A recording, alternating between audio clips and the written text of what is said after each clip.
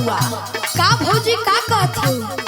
कहो दिन भर गुलिया डंडा खेलला से होई त का करी भौजी, काहे नाराज होत हो? नाराज ना होई हो। हई देखा ना बहरा जा जा के हमार का हाल भइल बा, का दशा भइल बा, तोहके कुछ पता बा? अरे का हो गइल भौजी, बतावा ना। सुना सुनाव। हो गइली करिया जाके बहरिया,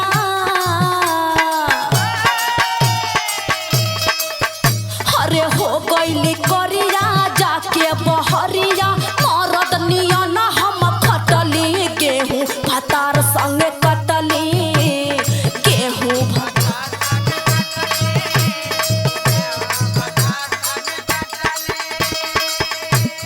अरे हे भौजी, हाँ। जब कटहर का खोआ तू खइबू अच्छा तब पछलका का हो?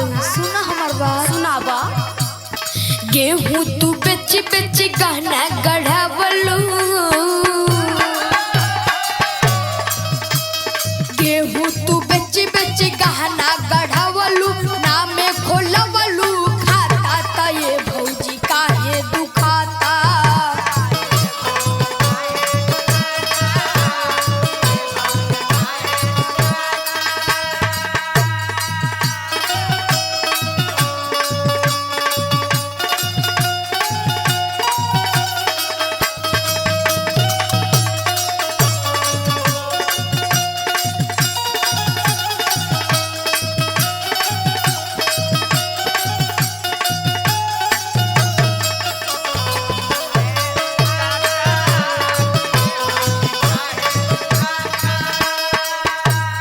अच्छा तब तू हऊ के इहे लौकता। लौकबे करी। सुनो सुनाव। चैत में लूहरू दिहला सुखाई,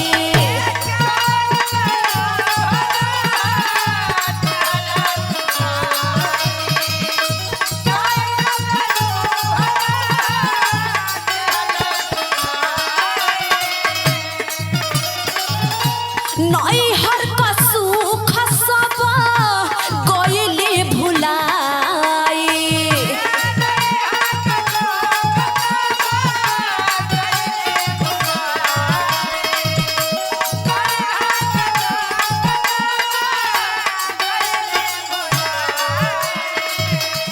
चैत में लूहरू दिहला सुखाई, नैहर का सुख सब गइली भुलाई।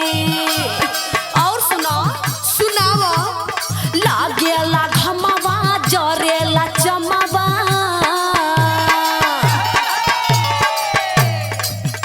अरे लागेला घमवा जरेला चमवा, कामे से तब न हटली गेहूं भतार संगे कटली गेहूं।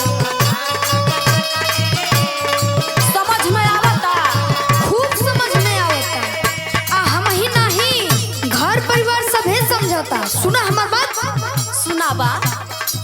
भइलू भतार वाली जहिया से यहिलू, अच्छा ज्यादा बोलबा। तीत लगता।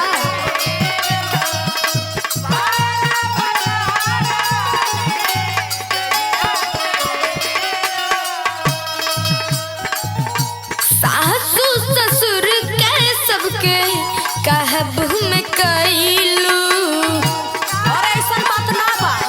आँख बंद बा सबका।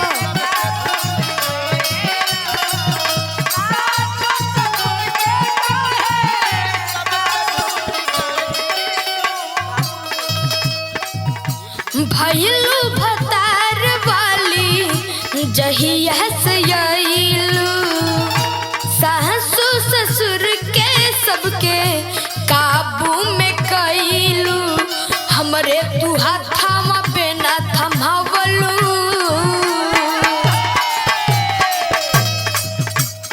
हमरे तू हाथावा पे ना थमावलू, तोहरे के कूलर की नाता त ये भौजी काहे दुखाता? ए भौजी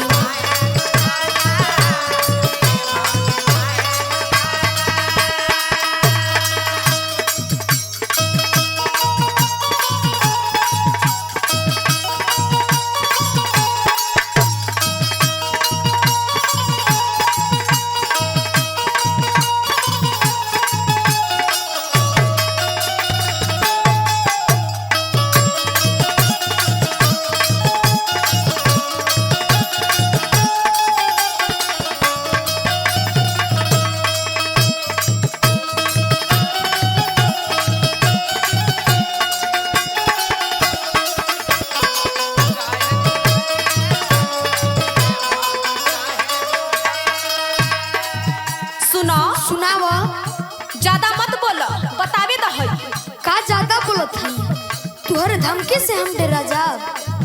अच्छा देवर हवा तो देवर नियन रह।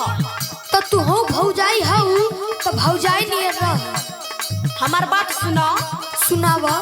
सुगरिम देवर ऐसे बोला ना बोले।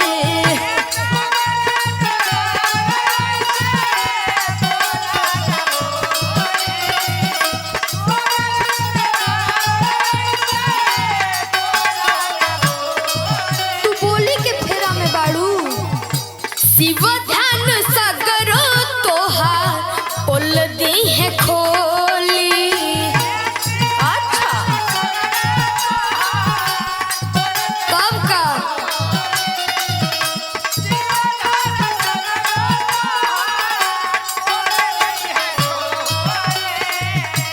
सुगरिम देवर ऐसे बोला ना बोले। शिव ध्यान सगरो तोहार बोल दी है खोली।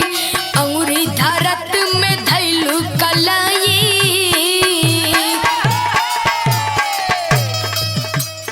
अंगुरी धरत में धैलू कलाई।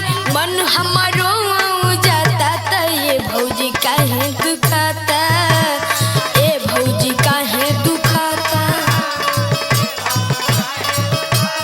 हो गईली करिया जाके बहरिया मरद नियन हम खटली। गेहूं भतार संगे कटली। त ये भौजी काहे दुखाता? गेहूं भतार संगे कटली। त ये भौजी काहे दुखाता?